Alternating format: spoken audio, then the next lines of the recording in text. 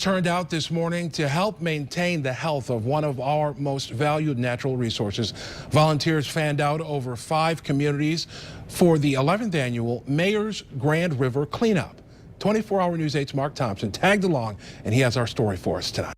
An army of 1,000 volunteers, gloves in hand, stood ready at attention as Mayor Hartwell rallied the troops, stressing the importance of maintaining one of West Michigan's most valued natural resources.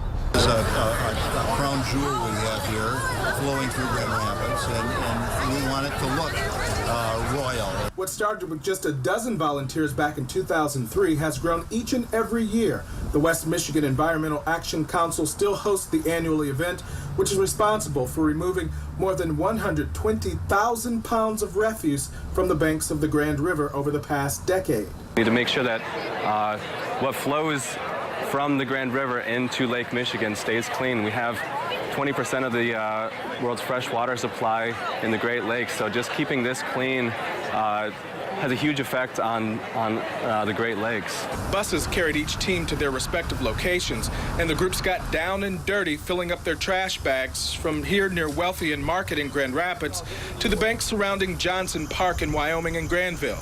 This year's cleanup spanned more than 40 riverbank miles in 5 West Michigan communities.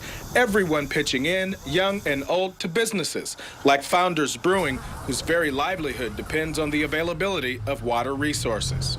You know, whether it's recreation or you actually utilize the product, there's a lot of reasons that you might want to, have a hand in keeping the waterway clear and clean.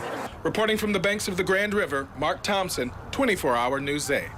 Now, special attention was paid this year to cleaning storm drains out, as storm water is a major pollutant into the Grand River.